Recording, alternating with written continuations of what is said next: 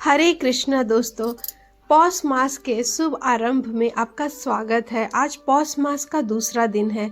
हिंदू धर्म शास्त्रों में पौष मास को तप, अनुशासन और शुभ ऊर्जा का प्रतीक बताया गया है।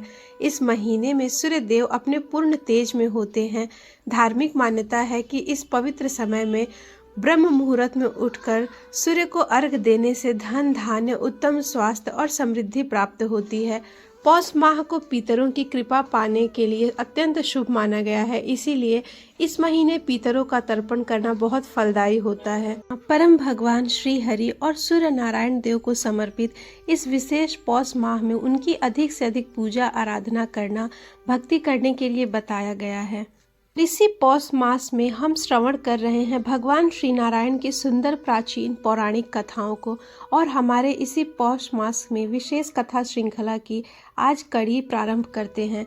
आज हम पौष मास के द्वितीय अध्याय की कथा का श्रवण करेंगे।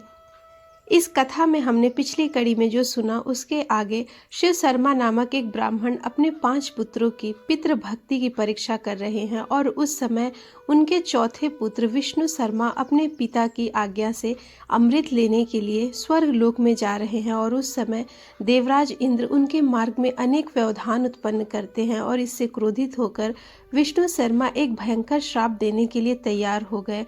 तभी देवराज इंद्र उनके समक्ष प्रकट होते हैं और उनसे कहते हैं, हे विप्र, तपस्या, नियम, इंद्रिय संयम, सत्य और शौच के द्वारा तुम्हारी समानता करने वाला और कोई नहीं। तुम्हारी इस पितृ भक्ति से मैं अत्यंत प्रसन्न हूँ। तुम मेरे सारे अपराध को क्षमा करो, मुझसे कोई विशेष वर मांगो, तुम्हारा कल्याण होगा। यह सुनकर विष्णु शर्मा ने देवराज से कहा कि हे देवराज, आपको महात्मा ब्राह्मणों के तेज का विनाश करने की चेष्टा नहीं करनी चाहिए, क्योंकि यदि श्रेष्ठ ब्राह्मण क्रोध में आ जाए तो वह समस्त पुत्र पौत्र के साथ अपराधी व्यक्ति का संहार कर सकता है। अगर आप यहाँ पर नहीं आए होते तो मैं अपनी तपस्या के प्रभाव से आपके इस उत्तम राज्य को छीनकर किसी दूसरे को दे ही देता है, लेकिन आपके आने से मेरा क्रोध शांत हो गया है।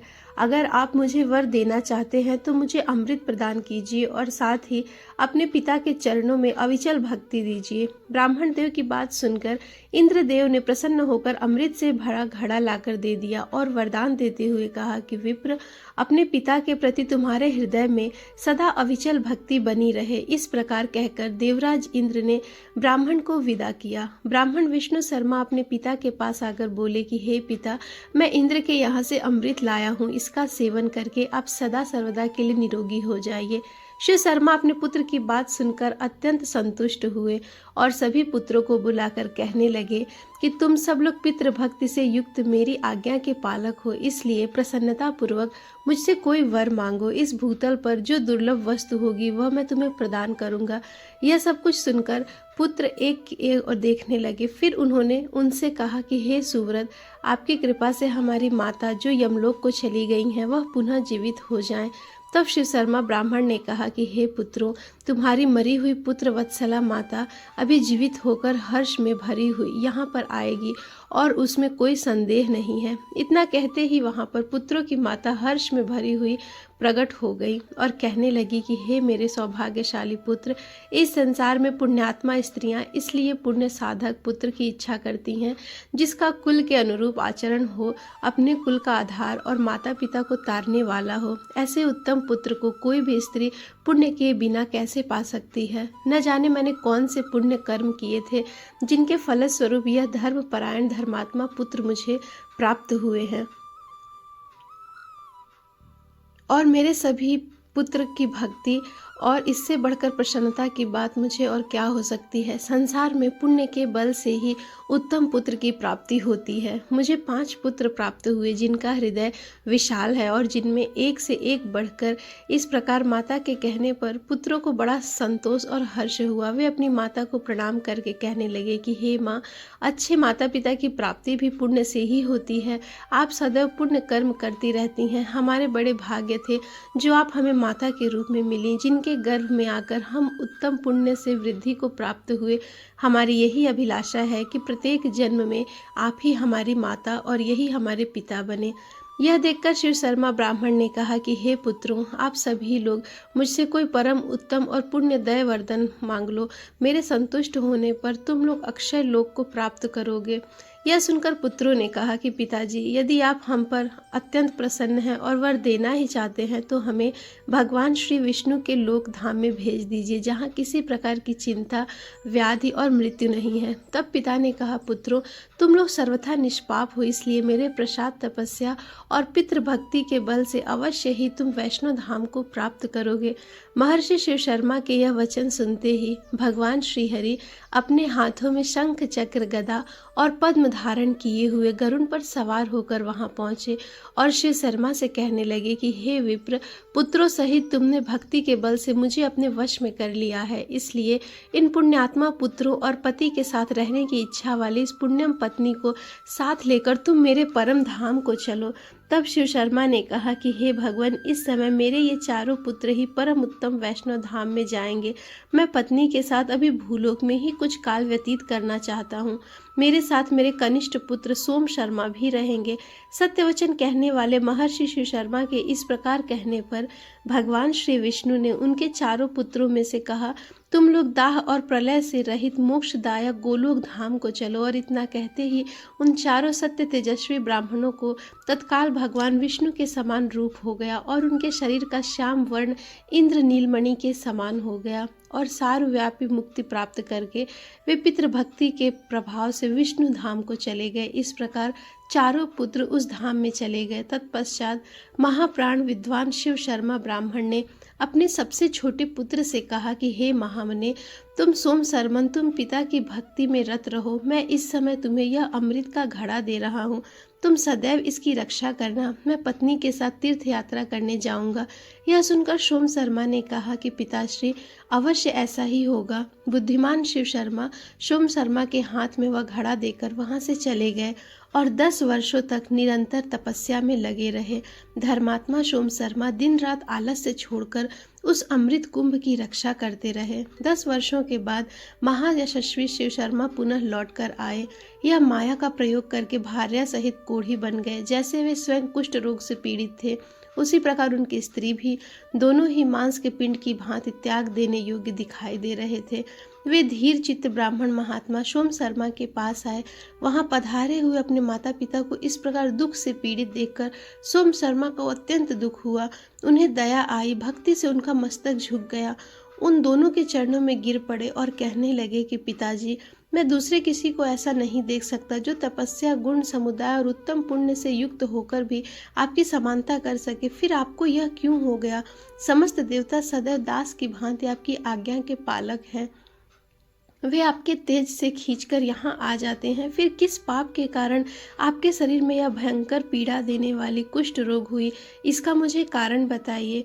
माता भी पुण्यवती हैं, इनको भी महान पुण्य प्राप्त हुआ है और पतिव्रत धर्म का पालन करने वाली हैं और राग द्वेष का परित्याग करके भली भांति कर्मों के द्वारा अपने पतिदेव का पूजन करती हैं। तो भी इनको ऐसा कुष्ठ रोग क्यों हुआ? आदर का भाव मेरी माता को क्यों इस प्रकार कष्टकारी कुष्ठ रोग का सामना करना पड़ रहा है? यह सब सुनकर शिव शर्मा ब्राह्मण ने कहा, हे पुत्र, हे महाभाग्य का फल भोगना ही पड़ता है। मनुष्य प्रायः अपने पाप और पुण्य कर्मों से युक्त होता है, इसलिए तुम हम दोनों रोगियों के घाव को धोकर साफ करो। पिता के यह वचन सुनकर महायशस्वी सोम शर्मा ने कहा, पिताजी, आप दोनों ही पुण्यात्मा हैं, मैं आपकी अवश्य सेवा करूंगा। माता पिता की सेवा के सिवा मेरा और कर्तव्य ही क्या है? इस प्रकार कहकर सोम शर्मा उन दोनों के दुख से दुखी होते हुए अपने माता पिता की सेवा करने लगे।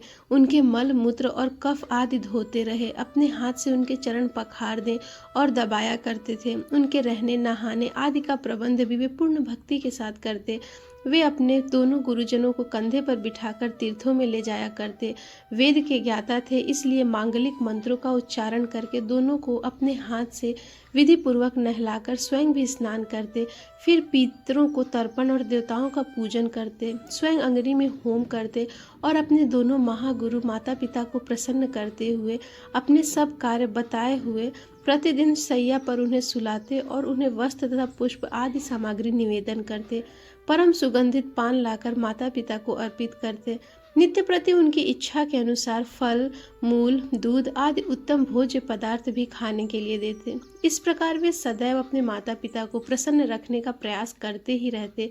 लेकिन ऐसे में भी माता पिता शिव शर्मा को बुलाकर उन्हें नाना प्रकार के कठोर और कटु वचन कहते, उसे पीड़ित करते, आतुर होकर उन्हें डंडे से पीटते। फिर भी यह सब होने पर भी सोम शर्मा कभी भी पिता के ऊपर क्रोध नहीं करते। वे सदैव संतुष्ट रहकर मन, वचन और कर्म से पिता की पूजा ही किया करते। यह सब कुछ देखकर शिव शर्मा ब्राह्मण ने अपने मन में ही सोचा कि मेरा पुत्र सोम शर्मा मेरी सेवा में अधिक अनुरागी है और इसलिए समय आने पर मैंने इसके तप की परीक्षा की है। लेकिन फिर भी मेरा पुत्र भक्ति भाव और सत्यपूर्ण वर्ताव से भ्रष्ट नहीं हो रहा। निंदा करने पर, मारने पर भी यह सदा मीठे वचन ही बोलता है। इस प्रकार मेरा बुद्धिमान पुत्र दुष्कर सदाचार का पालन कर रहा है। अब मैं भगवान श्री विष्णु के प्रसाद से इसकी दुख को दूर करूंगा। इस प्रकार विचार करने के बाद परम बुद्धिमान शिव शर्मा ने पुनः माया का प्रयोग किया, अमृत के घड़े से अमृत का अपहरण कर लिया और उसके बाद सोम शर्मा को बुलाकर कहा कि हे पुत्र, मैंने तुम्हारे हाथ में रोगनाशक अमृत सौंपा था, उसे शीघ्र ही लेकर मुझे अर्पण करो जिससे मैं इस समय उसका पान करूं। पिता के यह कहने पर सोम शर्मा तुरंत उठकर गया और अमृत के घड़े के पास जाकर देखा तो अमृत का घड़ा तो खाली पड़ा था, उसमें अमृत की एक बूंद भी नहीं थी। यह देखकर परम सौभाग्यशाली सोम शर्मा ने मन ही मन सोचा कि अगर मुझ में सत्य और गुरु सुष्ठा है और अगर मैंने अपने पूर्व काल में निश्चल हृदय से तपस्या की है, अगर मैं माता पिता का परम भक्त हूँ, सत्य और शौच आदि धर्मों का पालन किया है, तो यह घड़ा निश्चय ही अमृत से भर जाए। इस प्रकार विचार करके ज्यों ही उस घड़े के सामने उसने देखा, उसमें पहले जैसा फिर अमृत भर गया। ने अमृत से भरे उस कलश को उठाया और अपने पिताजी के पास आए और उन्हें प्रणाम करके बोले, पिताजी यह लीजिए, यह अमृत से भरा हुआ घड़ा है, इसे पीकर शीघ्र ही आप रोग से मुक्त हो जाइए। अपने पुत्र के ऐसे पुण्यमय और धर्म युक्त वचन सुनकर शिव शर्मा को अत्यंत हर्ष हुआ। उन्होंने कहा, हे पुत्र, आज मैं तुम्हारी तपस्या, इंद्रिय संयम, शौच और भक्ति भाव से विशेष संतुष्ट हूँ, इसलिए अब मैं इस विकृत रूप का त्याग करता हूँ। ऐसा कहकर ब्राह्मण शिव शर्मा ने अपनी पत्नी के साथ अपने पुत्र को पहले स्वरूप में दर्शन दिए। सोम शर्मा अपने माता पिता को पहले स्वरूप में देखकर अत्यंत हर्षित हो उठे। बड़ी भक्ति के साथ उन महात्माओं के चरणों में मस्तक झुकाया और फिर वे दोनों पति पत्नी पुत्र से बातचीत करके अत्यंत प्रसन्न हुए और तत्पश्चात धर्मात्मा ब्राह्मण भगवान श्री विष्णु की कृपा से अपनी पत्नी को साथ लेकर विष्णु धाम को चले गए। हाँ, उन्हें दुर्लभ देह प्राप्त हुआ और इस प्रकार पौष मास के दूसरे अध्याय की महात्म कथा का समापन हुआ। हरे कृष्णा।